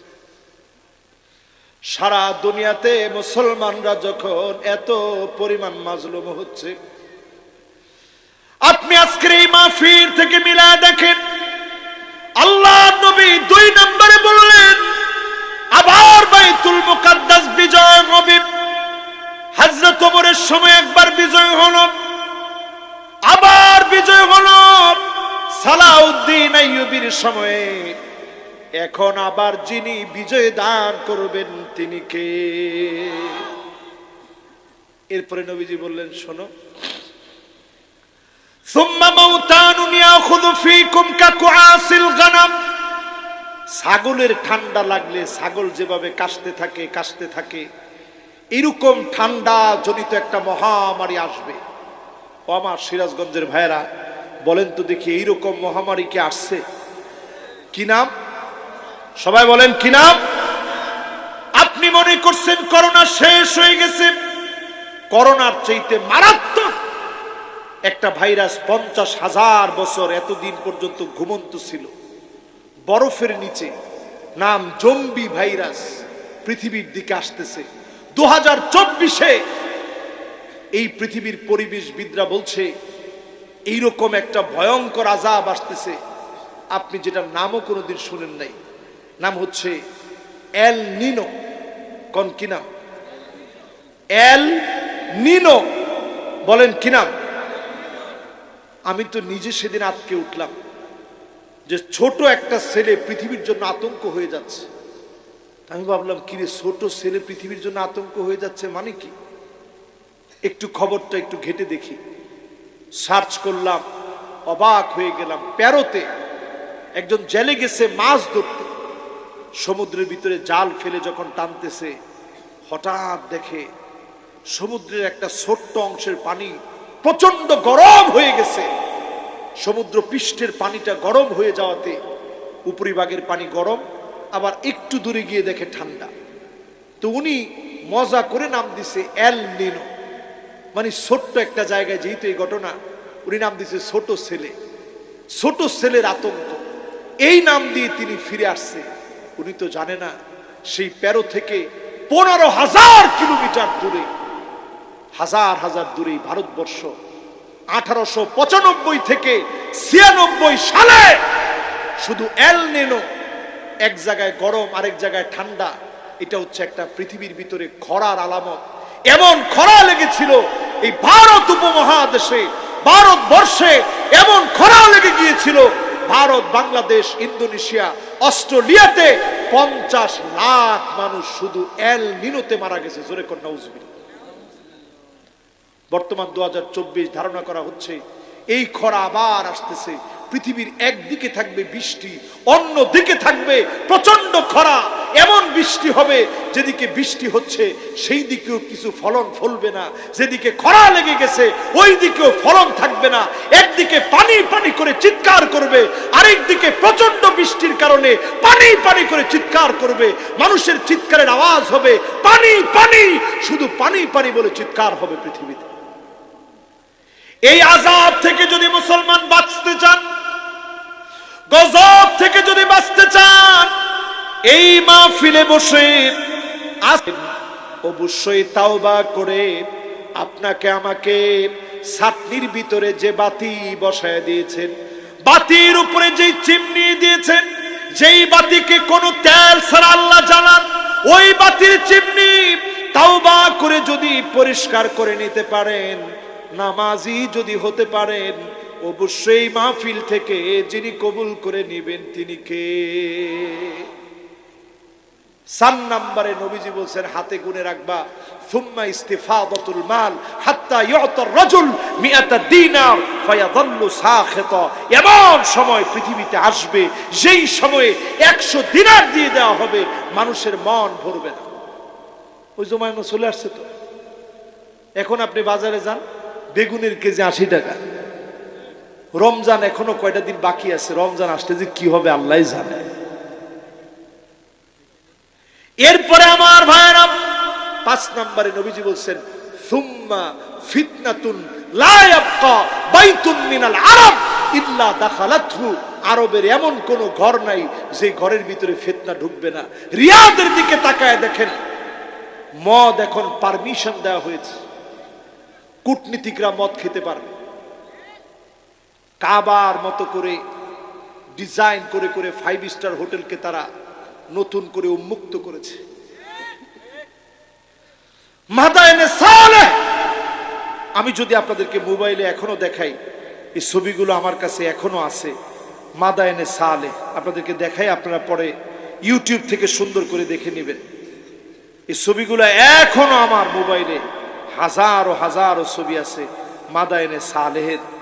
কত বিবস্ব আল্লাহর আযাব যে জায়গায় আসছে, এই আযাব গজবের জায়গাগুলো একটা ছবি আপনাদেরকে দেখাই শুধু। এই যে দেখেন একটা জায়গায় আমরা দাঁড়ায় আছি, আমি সহ বাংলাদেশের প্রথিতযশা আরো অনেক উলামায়ে কেরাম দাঁড়ায় আছে। মাদায়েনে সালেহ এমন একটা জায়গা, আমরা সেই জায়গায় গিয়ে সবাই কান্নাকাটি করছি যে আল্লাহ এই জায়গাটা আপনি আযাব দিয়ে ধ্বংস করে দিচ্ছেন। কিন্তু সেই ধ্বংসের জায়গাতে খোদ সৌদি আরবে, ওই ধ্বংসের জায়গাতে সৌদি আরবে নাচ গানের জন্য বিদেশিদের জন্য উন্মুক্ত করে দিয়েছে, ছোট ছোট ড্রেস পরে সেখানে নাচবে। যেই জায়গায় নবীজি বলছেন গেলে কাঁদতে কাঁদতে বের হবা, কোন জায়গায় তোমরা দাঁড়াবে না, ইল্লা ওয়া আনতুম বাকুন, চোখের মধ্যে পানি নিয়ে ফিরবে, শুধু ওই জায়গাতে দাঁড়াবে সালেহ আলাইহিস সালাম যেখানে উটকে পানি পান করিয়েছে। বড় দুঃখজনক সত্য, আজকে মুসলমান এমন হয়ে গেছে, টাকার জন্য টুরিস্টদের জন্য মাদানে সালেহকে মুক্ত করে দিয়েছে। আল্লাহর নবী বলেছেন সৌদি আরব সহ আরবের ভিতরে ফিতনা ডুববে। এমন বিবাহ আসছে, নিকাহে মিসিয়ার, টাকার বিনিময়ে বিবাহ। মহিলা আপনারে বলবে আমি টাকা দিব, তুমি আমারে বিবাহ করবা, যতদিন তোমারে আমার ভালো লাগবে তোমার সঙ্গে থাকবো, ভালো লাগবে না থাকবো না। এরপরে 6 নম্বরে নবীজি গুণে রাখতে বলছেন সুম্মা আছে, রাশিয়াতে আছে, ইস্তাম্বুল মুসলমানদের বিজয় হওয়ার পরে 21 বছরের যুবক সুলতান মুহাম্মদ আল ফাতেহ, সে যখন বিজয় করছে তখন এই খ্রিস্টানরা চলে গেছে বর্তমান রাশিয়ায়। এজন্য দেখবেন রাশিয়া প্রত্যেকবারই মুসলমানের পক্ষে থাকার চেষ্টা করে। রসুল বলতেছে এদের সঙ্গে সম্পর্ক বেশি দিন থাকবে না, ফায়াকদিরুন, অচিরেই এটা বঙ্গ হবে। পৃথিবীর অবস্থা কি হবে? এমন অবস্থা আসবে, সামানিনা গায়া, 80টা দল হয়ে যাবে, তাহতা কুল্লি গায়াতিন ইসনা আশারা আলফা, এক একটা পতাকার নিচে 12,000 সৈন্য হবে। এই পৃথিবীতে একটা সংঘাত লাগবে, তৃতীয় বিশ্বযুদ্ধের সূচনা হবে। ঠিক কিনা বলেন? আমার আপনার কাজ কি হবে আজকে থেকে? হুজুরের ওয়াজ শুনে আজকে থেকে ভয় পেয়ে আর কিছু করব না। আবার কই ঠিক? তাও ঠিক, মানে হুজুর বেঠিক কিছু বলতে পারে না নাকি? আবার কই ঠিক? হুজুর বেঠিক অনেক কিছু বলতে পারে, ওটা আপনি ঠিক করে দিবেন। ঠিক কিনা বলেন? এখন যারা এখানে বসছেন সবার দায়িত্ব কি? আমার আপনার দায়িত্ব হচ্ছে বাদিরু বিল আমাল, নিজের আমল পরিবর্তন করব। যে বেনামাজি ছিলাম নামাজি হব, যে এতদিন জমিনে দিন প্রতিষ্ঠা করা কি জিনিস বুঝি নাই বোঝার চেষ্টা করব, যার ঘরের ভিতরে পর্দা নাই পর্দা ঠিক করাবো। রাজি আছি ইনশাআল্লাহ? আল্লাহ আমাদের সবাইকে তৌফিক দান করুক, পড়েন আমিন। আল্লাহ রাব্বুল আলামিন প্রথমেই বলেন আল্লাহু নূরুস সামাওয়াতি ওয়াল আরদ, এই আসমান জমিনের আলো হচ্ছে আমার আল্লাহ প্রদত্ত আলো। এই আসমান জমিনের নূর হচ্ছে আমার আল্লাহ প্রদত্ত নূর। জোরে কোন আল্লাহু আকবার। এরপরে আল্লাহ তাআলা নূরের দৃষ্টান্ত দিচ্ছেন মাসালু নূরিহি, তার নূরের দৃষ্টান্ত হচ্ছে কামিশকাত, একটা তাকের মতো।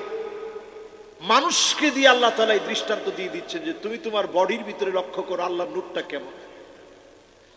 আল্লাহ রাব্বুল আলামিন আমাকে সাজায় দিলেন কামিশকাত, তাকের মতো করে। আমার আপনার বডির ভিতরে যিনি ছাতনিগুলোকে তাকে তাকে সাজায় দিয়েছেন তিনি কে? ছাতনি বুঝেন? সিরাজগঞ্জের মানুষ বলে ছাতনা, না অন্য কিছু বলেন? ছাতনা বলেন না? এবার ছাতনা গুনে গুনে দেখেন তো দেখি। অনেকের বডি এরকম, ছাতনা একেবারে গোনা যায়, 1 2 3 4 এরকম আছে না? তো আল্লাহ রাব্বুল আলামিন কি বলছেন? আল্লাহ তাআলা বলছেন নূরের দৃষ্টান্ত হচ্ছে এরকম তাকে তাকে সাজানো, ছাতনার মতো আল্লাহ তাআলা তাকে তাকে সাজায় রাখছে। জোরে কোন আল্লাহু আকবার। তাহলে আপনার আমার কি ছাতনি আছে? বলেন আছে? এটা কিরকম দেখছেন? এরকম তাকে তাকে, মানে 1 তলা 2 তলা 3 তলা 4 তলা এইভাবে আল্লাহ সাজায় রাখছে। জোরে করে আল্লাহু আকবার। এরপরে আল্লাহ রাব্বুল আলামিন বলেন ফিহা মিসবাহ,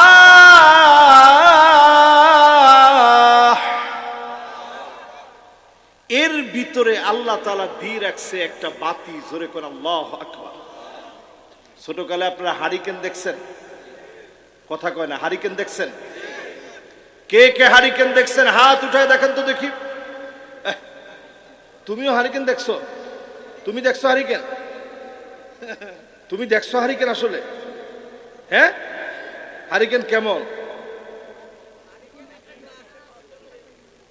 ও চিন্তা করছে কি রে, হারিকেন কি খাওয়ার কোনো জিনিস নাকি? এবার হাত নামান। আমরা হারিকেন দেখছি না? এই তো মাশাআল্লাহ, লণ্ঠন লণ্ঠন। আল্লাহ পাক বলেন শোনো, ফিহা মিসবাহ, এর ভিতরে আল্লাহ একটা বাতি বসায় দিয়েছে। আমার আপনার ছাতনির ভিতরে মালিক একটা বাতি বসায় দিয়েছে। বর্তমান চিকিৎসা বিজ্ঞান আয়াতটা নিয়ে গবেষণা করে অবাক হয়ে গেছে। এই ছাতনি গুলোর নিচে আল্লাহ বাতি বসায় রেখেছে। বাতি বসিয়ে রেখে আল মিসবাহু ফি জুজাজা, বাতির উপরে আল্লাহ আবার একটা চিমনি দিয়ে রেখেছে। হারিকেনের উপরে কাচের একটা প্রলেপ থাকে, যার নাম বলে চিমনি। আপনারা কি বলেন? সিপনি বলেন না? তাহলে মিলতেছে তো। এই রকম আমার আপনার ছাতনির ভিতরে ঠিক এই জায়গাতে মালিক একটা বাতি জ্বালায় রেখেছে। ওই বাতির উপরে মালিক একটা চিমনি দিয়ে রেখেছে। সিরাজগঞ্জে বলে চিফনি। এতটুকু পর্যন্ত মিলছে তো? এরপরে শুনেন আমার ভাইরা, জুজাজাতু কান্নাহা কাওকাবুন দুররি, এটা তারকার মতো প্রজ্বলিত। এই যে চিমনিটা, এই চিমনিটা এত পরিষ্কার, একটা গুনাহ যখন করবেন চিমনির ভিতরে একটা দাগ পড়ে যাবে। দুইটা গুনাহ করবেন, দুইটা দাগ পড়ে যাবে। ইন্নাল আবদা ইযা আখতা নুকিতাত ফি কলবিহি নুকতাতুন সাউদা,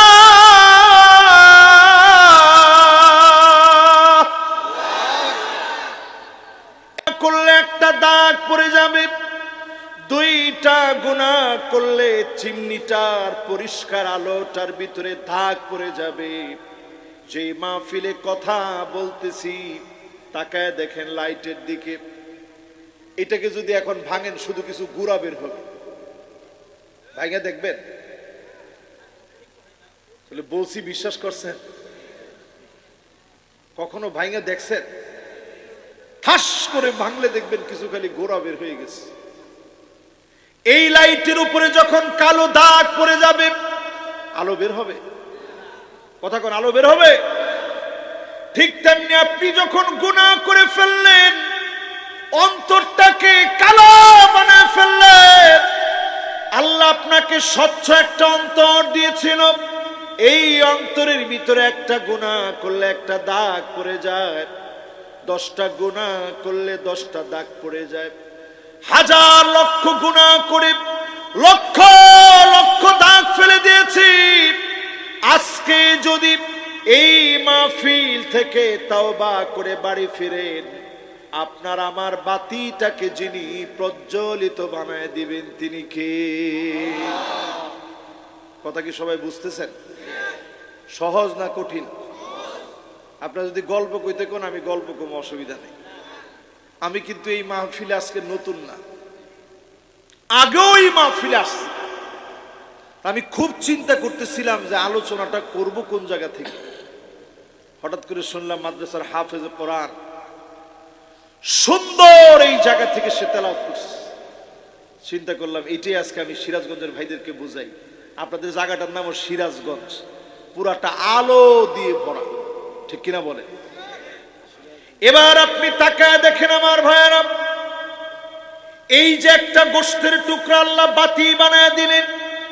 ইদা সলুহাত সলুহাল জাসাদু কুল্লু ওয়া ইদা ফাসাদাত ফাসাদাল জাসাদু কুল্লু, এই জায়গা যদি পরিষ্কার হয়ে যায়, পুরাটা দেহকে যিনি পরিষ্কার বানায় দিবেন তিনি কে?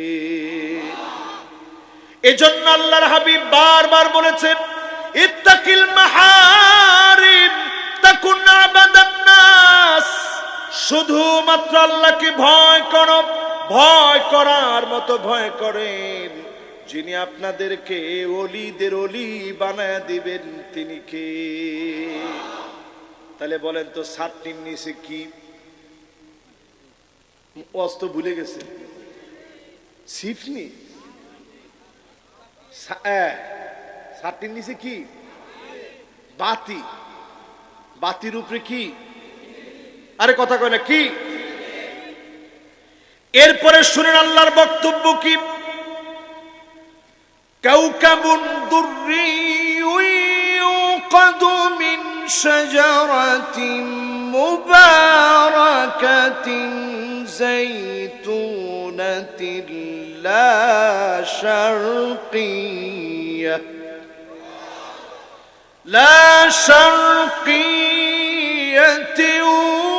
ওয়ালা গারবিয়্যাহ। আল্লাহ বলেন এই বাতি জ্বালানোর জন্য যে তেলটা লাগবে এটা পূর্ব পশ্চিমে কোথাও তোমরা খুঁজে পাবা না। এই তেল কোথাও খুঁজে পাওয়া যায় না। জোরে করে আল্লাহু আকবার। বর্তমান পৃথিবীর বিজ্ঞানীরা রূহ নিয়ে গবেষণা করেছে। কখনো দেখতেছে মানুষের দেহটা সমান সমান আছে, মাত্র 27 গ্রাম ওজন কমে গেছে। কখনো দেখেছে ওজন বেড়ে গেছে। তার মানে এমন একটা রূহ আল্লাহ পাক দিয়েছে। আপনি আমি যেটাকে দেখি না, আল্লাহর অর্ডার যেটা, যতদিন পর্যন্ত অর্ডার থাকবে আপনার বাতি সচল থাকবে। দুনিয়ার কোন তেল দিয়ে এই বাতিকে জ্বালানো যায় না। জোরে কোন আল্লাহু আকবার। হারিকেন জ্বালানোর জন্য একটা তেল ব্যবহার করেন, তেলের নাম কি? আল্লাহ দৃষ্টান্ত দিয়া বুঝায় দিলেন, তোমার এই হার্টকে জ্বালানোর জন্য, অন্তরকে পরিশুদ্ধ করার জন্য জাইতুনের তেল দিলে পরিশুদ্ধ হবে না। পূর্ব পশ্চিমে যত জায়গায় তেল খুঁজবে, এই তেল দিয়ে এই হার্টটাকে, তোমার অন্তরটাকে পরিশুদ্ধ করা যাবে না। অন্তর পরিশুদ্ধ করার জন্য তওবা লাগবে। খাস দিলে হৃদয় থেকে যদি তওবা করেন, অবশ্যই যিনি আমার আপনার ডাক কবুল করবেন তিনি কে? 5টা হাদিসের ভিতরে ঘটনা আসছে। কয়টা হাদিস? আরো জোরে বলেন। 5টা হাদিসের ভিতরে ঘটনা আসছে। নবী মুসা আলাইহিস সালাম কালিমুল্লাহ, যার উপাধি, মালিকের সঙ্গে যিনি কথা বলেন, আল্লাহর কাছে হাত উঠিয়েছেন কথা বলার জন্য। ইলাহি আসকিনা গায়সাক ওয়ানশুর আলাইনা রাহমাতাক ওয়ারহাম বিল্লাতফালির রুদ্দাই ওয়াশশুয়ুখির রুকাই। আয় আল্লাহ, ছোট ছোট বাচ্চা খিদার যন্ত্রণায় চিৎকার করতেছে, পশু পাখিগুলা কষ্ট পাচ্ছে, দাড়ি পাকা মুরব্বীরা তোমার কাছে দোয়া করছে, মেহেরবানি করে বৃষ্টি দান করেন।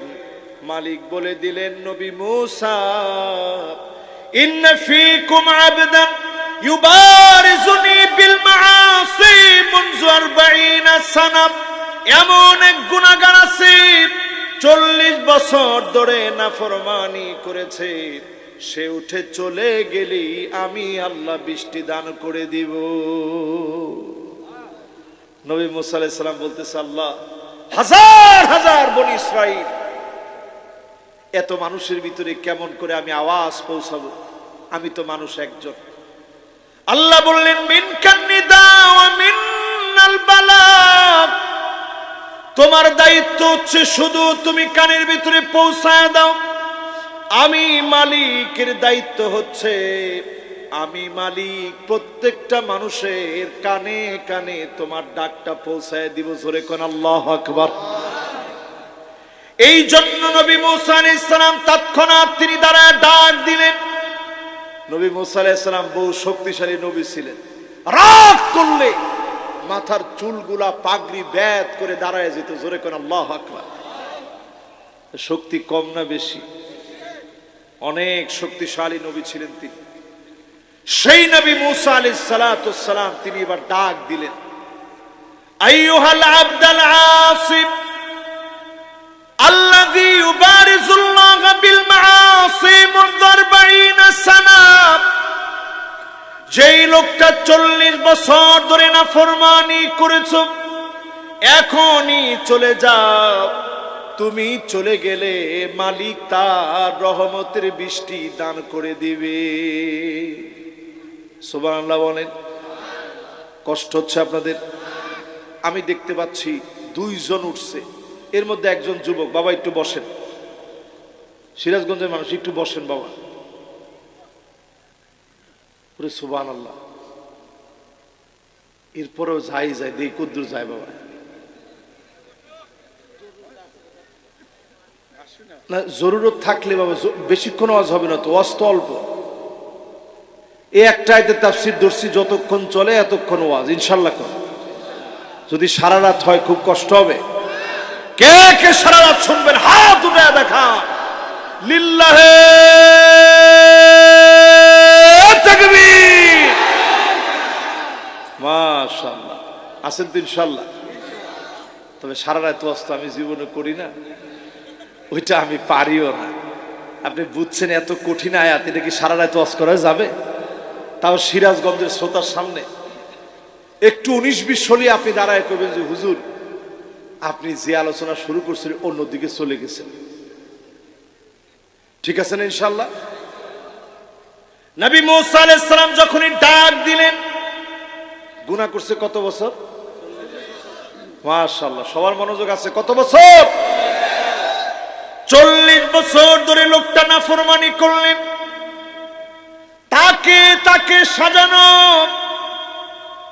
এই আত্মাটাকে গুনাহ করতে করতে কালো বানায় ফেলেছে। 40টা বছর ধরে গুনাহ করেছে। গুনাহ করতে করতে বাতিকে কালো বানিয়ে ফেলেছে। চিমনিটা কালো হয়ে গেছে। চিমনি কালো হয়ে গেলে আপনারা কি করেন? কি দিয়া হ্যাঁ, নেকড়াটা নিয়ে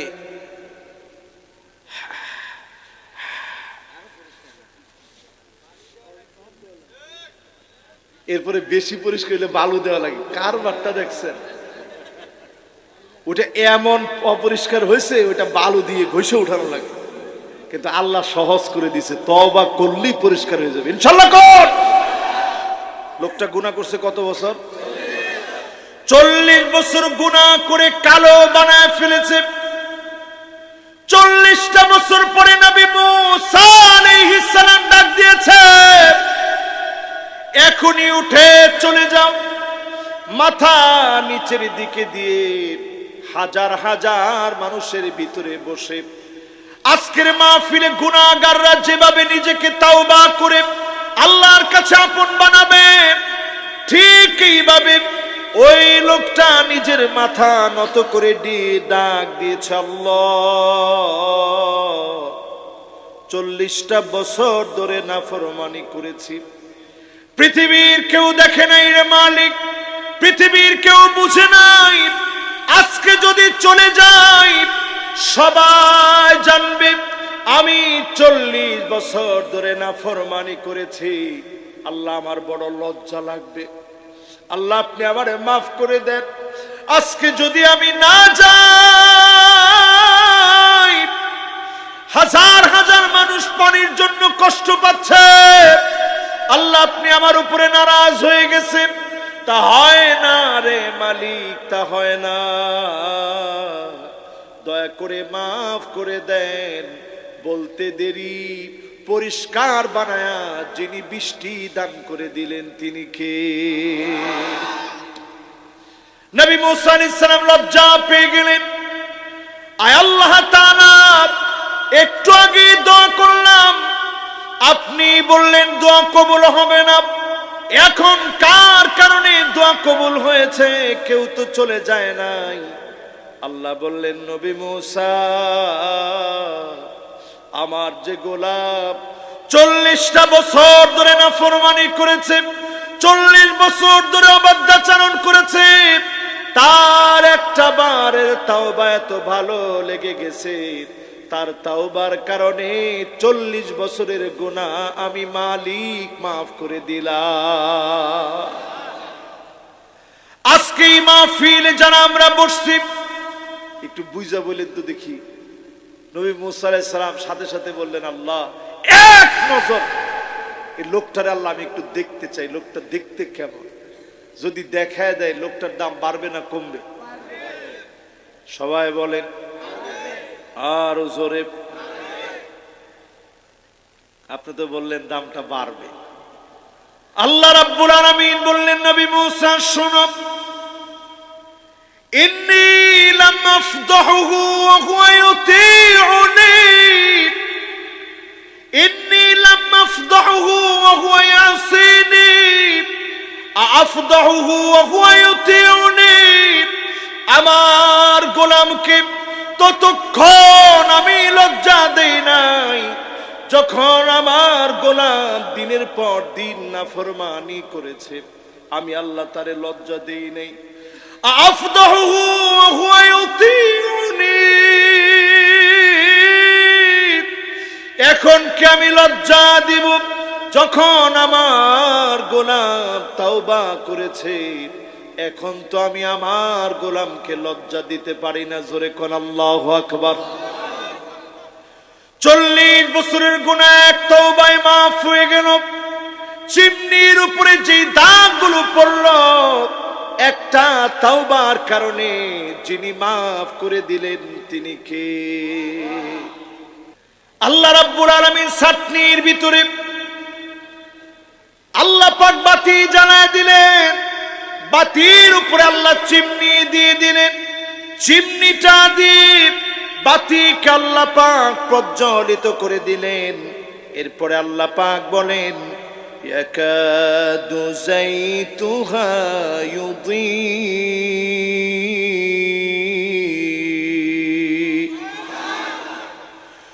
ওয়ালাউ লাম তামসাসহু নার,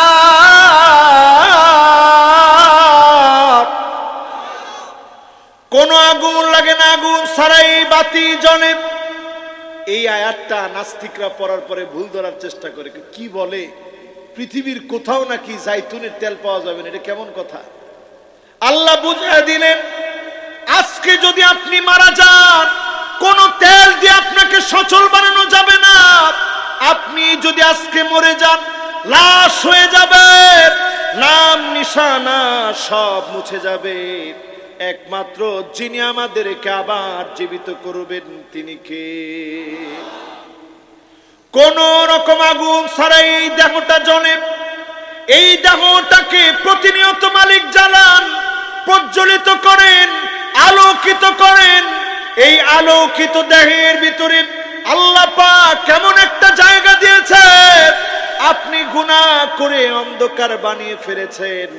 আজকে যদি তাওবা করার মতো করে নেন, যিনি মাফ করে দিবেন তিনি কে? তবে তাওবা করার কিছু শর্ত আছে, বলবো ইনশাআল্লাহ। 1 নাম্বার শর্ত হচ্ছে রুজু মিন সিফাতিন মাজমুমাতিন ইলা সিফাতিন মাহমুদা। খারাপ কাজ থেকে নিজেকে ফিরে আনবেন। আগে যেমন খারাপ কাজের ভিতরে দেখতেন, এখন নিজেকে ভালো কাজের মধ্যে দেখবেন। যখন আপনি নিজেকে ভালো কাজের মধ্যে পাবেন, বুঝবেন যিনি আপনার তাওবা কবুল করে নিয়েছে তিনি কে। তাওবা করার শর্ত হচ্ছে নাদাম, নিজেকে লজ্জিত বানায়া মালিকের সামনে দণ্ডায়মান হবেন। চোখের পানিগুলো ছেড়ে দিবেন, আল্লাহর কাছে কাঁদবেন, খাস দিলে তাওবা করে নিবেন। যিনি আপনাকে মাফ করে দিবেন তিনি কে? তবে কারো সঙ্গে আপনি জুলুম করলেন, কান খাড়া আছে তো? এরকম জালেম সমাজের ভিতরে আছে না নাই? আপনি কারো সঙ্গে জুলুম করলেন, লোকটা হায়াতে জীবিত আছে, তার হাত ধরে গিয়ে বলেন, ভাই আপনার সঙ্গে জুলুম করে ফেলেছিলাম, মাফ করে দেন, প্রয়োজনে আমার কাছ থেকে আপনি প্রতিশোধ গ্রহণ করে নেন।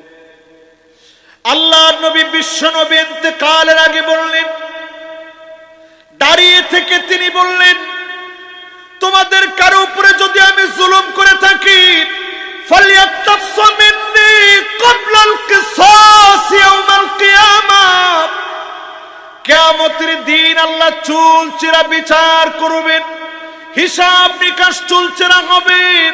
সেই হিসাবের আগে আমার বিচার তোমরা করো। কারো উপরে যদি সামান্য জুলুম করে থাকি। কান্নার রোল পড়ে গেল সাহাবায়ে কেরামের মধ্যে, সবাই মাথা নিচের দিকে দিয়ে রাখলে। আল্লাহর নবী আবার বললেন, কারো উপরে যদি কোনো জুলুম করে থাকে, তিল পরিমাণ যদি কোনো জুলুম করে থাকি, প্রতিশোধ নিয়ে নাও। ফালিয়াতাসু মিন্নি ক্বাবলাল কিসাস ইয়াউমাল কিয়ামাহ, কিয়ামতের দিনে মালিক হিসাব নেবেন, তার আগে আমার হিসাবটা নিয়ে নাও। বেশ কয়েকটা প্রশ্ন আছে।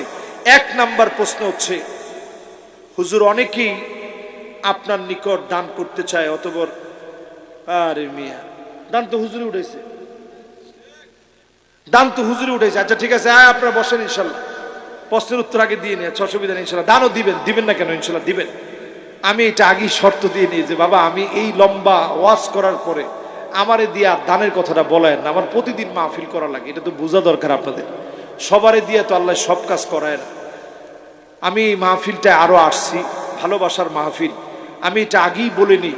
উনাকে আমি লম্বা সময় দিছি এই জন্য। এখন আমি এত লং টাইম ওয়াজ করার পরে এটা বলাটা আমার জন্য কঠিন, তারপর আপনারা দিয়ে যাবেন ইনশাল্লাহ। বলেন, আমি একটা মেয়েকে, একজন প্রশ্ন করছে, হুজুর আমি একটা মেয়ের অনেক ভালোবাসতাম, আমি ওই মেয়েকে বিয়ে করে আমার বাসায় নিয়ে এসেছিলাম। আবার কয় ঠিক।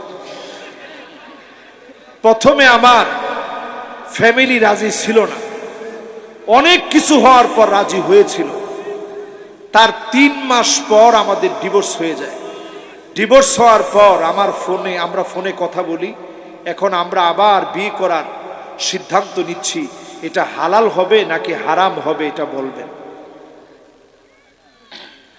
এই যে অনেকে এখন উঠতেছেন। আচ্ছা ঠিক আছে, আমরা ইনশাল্লাহ মোনাজাতের দিকে যাই। প্রশ্নটা সংক্ষিপ্ত কথা বলি। কেউ এই ধরনের পালায় যে অথবা কারো মেয়েরে রাস্তা থেকে এনে ভালোবাসার দোহাই দিয়ে এই সমস্ত বিয়ে করতে যাবেন না। এখন জোরে বলেন ঠিক। কেন এই কথাটা বলছি? এই জন্য বলছি, রসুল 3 বার বলছে, রসুল 3 বার বলছেন, 3 বার বলেই রসুল বলছেন, মান নাকাহা বিগাইরি ইযনি ওয়ালিয়িহা ফানিকাহুহা বাতিল ওয়া বাতিল ওয়া বাতিল। অভিভাবকের অনুমতি ছাড়া যে বিবাহ হয়, ওই বিবাহ বাতিল বাতিল বাতিল। তো অভিভাবক যদি আপনার উপরে নারাজ থাকে, বিয়ে করলে বিয়েটা বাতিল রসুল বলছেন। এটার ব্যাখ্যাটা কি? হানাফি স্কলারদের কাছে এটার ব্যাখ্যা হচ্ছে, এই বিবাহটা বরকত শূন্য, বরকত শূন্য, বরকত শূন্য। এখন যেই বিবাহে বরকত নাই, ওই বিবাহে 3 মাসের মধ্যে ডিভোর্স হবে। তো তোমাদের এত ভালোবাসা 3 মাসের মধ্যে ডিভোর্স হলো কেন? আবার ডিভোর্স হওয়ার পরে এখন শয়তান বুঝাচ্ছে, তুই এখন আবার নিয়ে আস, এখন সব ঠিক হয়ে যাবে। আমি বলবো, ওই পথে তোমার আর যাওয়া দরকার নেই।